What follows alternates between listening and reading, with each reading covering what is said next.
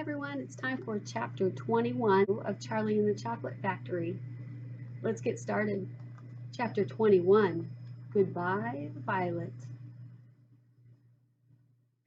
This gum, Mr. Wonka went on, is my latest, my greatest, my most fascinating invention. It's a chewing gum meal. It's that tiny little strip of gum lying there is a whole three-course dinner all by itself. "What sort of nonsense is this?" said one of the fathers. "My dear sir," cried Mr. Wonka, "when I start selling the gum in the shops, it will change everything. It will end all kitchens and all cooking. There'll be no more marketing to do, no more buying of meat and groceries. There'll be no knives and forks at meal times, no plates, no washing up, no garbage, no mess, just a little strip of Wonka's magic chewing gum. And that's all you'll ever need at breakfast, lunch, and supper. This piece of gum I've just made happens to be tomato soup, roast beef, and blueberry pie, but you can have almost anything you want." "What do you mean it's tomato soup, roast beef, and blueberry pie?" said Violet Beauregard. "If you were to start chewing it," said Mr. Wonka, "then that's exactly what you would get on the menu. It's absolutely amazing. You can actually feel the food going down your throat and into your tummy, and you can taste it perfectly. And it fills you up, satisfies you. It's terrific." "It's utterly impossible," said Veruca Salt. "Just so long as it's gum," shouted Violet Beauregard, "just so long as it's a piece of gum and I can chew it, and that's for me." And quickly she took her own world record piece of chewing gum out of her mouth and stuck it behind her left ear. "Come on, Mr. Wonka," she said, "hand over the magic gum of yours and we'll see if this thing works." "Now, Violet," said Mrs. Beauregard, her mother, "don't let's do anything silly, Violet." "I want the gum," Violet said obstinately. "What's so silly?" "I would rather you didn't take it," Mr. Wonka told her gently. "You see, I haven't got it quite right yet. There's still one or two things—" "Oh, to heck with that," said Violet. And suddenly, before Mr. Wonka could stop her, she shot out a fat hand and grabbed the stick of gum right out of the little drawer and popped it into her mouth. At once her huge, well-trained jaws started chewing away on it like a pair of tongs. "Don't," said Mr. Wonka. "Fabulous!" shouted Violet. "It's tomato soup. It's hot and creamy and delicious. I can feel it running down my throat." "Stop," said Mr. Wonka. "The gum isn't ready yet. It's not." "Of course it's right," said Violet. "It's working beautifully. Oh my, what a lovely soup it is." "Spit it out," said Mr. Wonka. "It's changing," shouted Violet, chewing and grinning both at the same time. "The second course is coming up. It's roast beef. It's tender and juicy. Oh boy, what a flavor! The baked potato is marvelous too. It's got crispy skin and it's filled with butter inside." "But how interesting, Violet," said Mrs. Beauregard. "You are a clever girl." "Keep chewing, kiddo," said Mr. Beauregard. "Keep right on chewing, baby. This is a great day for the Beauregards. Our little girl is the first person in the world to have a chewing gum meal." Everybody was watching Violet Beauregard as she stood there chewing this extraordinary gum. Little Charlie Bucket was staring at her absolutely spellbound, watching her huge rubbery lips as they pressed and unpressed with the chewing, and Grandpa Joe stood beside them, gaping at the girl. Mr. Wonka was wringing his hands and saying, "No, no, no, no, no, it isn't ready for eating. It isn't right. You mustn't do it." "Blueberry pie and cream," shouted Violet. "Here comes. Oh my, it's perfect. It's beautiful. It's exactly as though I'm swallowing it. It's as though I'm swallowing and swallowing great big spoonfuls of the most marvelous blueberry pie in the world." "Good heavens!" shrieked Mrs. Beauregard suddenly at Violet. What's happening to your nose? Oh, be quiet, Mother. Let me finish, said Violet. It's turning blue, screamed Mrs. Beauregard. Your nose is as blue as a blueberry. Your mother is right, shouted Mr. Beauregard. Your whole nose has gone purple. What do you mean? Violet said, still chewing away. Your cheeks, screamed Mrs. Beauregard. They're turning blue as well. So is your chin. Your whole face is blue. Spit that gum out at once, ordered Mr. Beauregard. Mercy save us, yelled Mrs. Beauregard. The girl's going blue and purple all over. Even her hair is changing color. Violet, you're turning violet. Violet, what's happening to you? I told you I hadn't got it quite right, sighed Mr. Wonka, shaking his head sadly. I'll say you haven't, cried Mrs. Beauregard. Just look at the girl now. Everybody was staring at Violet, and what a terrible, peculiar sight she was.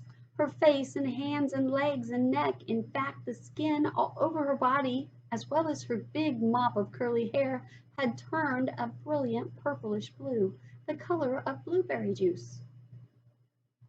It always goes wrong when we get to the dessert, sighed Mr. Wonka.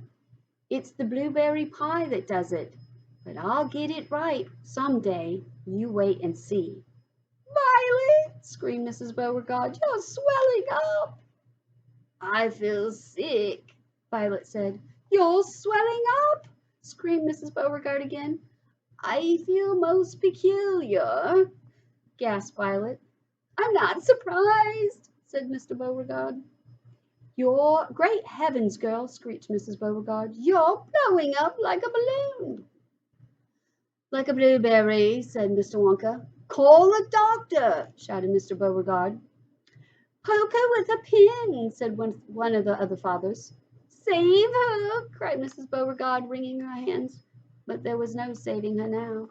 Her body was swelling up and changing shape at such a rate, within a minute it had turned into nothing less than an enormous round blue ball, a gigantic blueberry, in fact, and all that remained of Violet Beauregard herself was a tiny pair of legs and a tiny pair of arms sticking out of the great round fruit, and a little head on top. It always happens like that, sighed Mr. Wonka.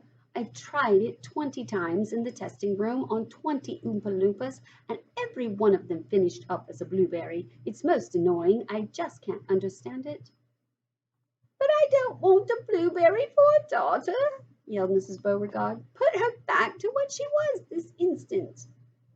Mr. Wonka clicked his fingers, and 10 Oompa Loompas appeared immediately at his side. Row Miss Beauregard to the boat, he said to them, and take her along to the juicing room at once. The juicing room, cried Miss Beauregard. What are they going to do to her there? Squeeze her, said Mr. Wonka. We've got to squeeze the juice out of her immediately. After that, we'll just have to see how she comes out. But don't worry, my dear Miss Beauregard. We'll get her repaired if it's the last thing we do. I am sorry about it all. I really am. Already 10 Oompa Loompas were rolling the enormous blueberry across the floor of the inventing room, toward the door that led to the chocolate river, where the boat was waiting. Mr. and Mrs. Beauregard hurried after them. The rest of the party, including little Charlie Bucket and Grandpa Joe, stood absolutely still and watched them go. Listen, whispered Charlie. Listen, Grandpa, the Oompa Loompas in the boat outside are starting to sing. The voices, 100 of them singing together, came loud and clear into the room. Dear friends, we surely all agree that there's almost nothing worse to see than some repulsive little bum who's always chewing gum. It's very near as bad as those who sit around and pick their nose. So please believe us when we say that chewing gum will never pay. The sticky habit bound to send the chewer to a sticky end. Did any of you ever know a person called Miss Bigelow? This dreadful woman saw no wrong in chewing all day long. She chewed while bathing in the tub. She chewed while dancing at a club. She chewed in church and on the bus. It really was quite ludicrous. And when she couldn't find her gum, she chewed up the linoleum, or anything that happened near, a pair of boots, the postman's ear, or other people's underclothes. And once she chewed her boyfriend's nose. She went on chewing till at last her chewing muscles grew so fast from that from her face her giant chin stuck out just like a violin. For years and years she chewed away, consuming 50 packs a day. Till one summer's eve, alas, a horrid business came to pass. Miss Bigelow went late to bed. For half an hour she lay and read, chewing, chewing all the while, like some great clockwork crocodile. At last she put her gum away upon a special little tray, and settled back and went to sleep. She managed this by counting sheep. But how strange, although she slept, those massive jaws of hers still kept on chewing, chewing through the night, even when nothing there to bite. They were, you see, in such a groove, they positively had to move. And very grim it was to hear, in pitchy darkness, loud and clear, the sleeping woman's great big trap, opening and shutting, snap, snap, snap, faster, faster, chop, chop, chop. The noise went on, it wouldn't stop, until at last her jaws decide to pause and open extra wide. And with the most tremendous chew, they bit the lady's tongue in two. Thereafter, just from chewing gum, Miss Bigelow was always dumb, and spent her life shut up in some disgusting sanatorium. And that is why we'll try so hard to save Miss Violet Beauregard from suffering an equal fate. She's still quite young. It's not too late, provided she survives the cure. We hope she does. We can't be sure.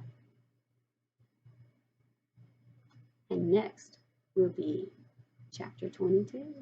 See you then.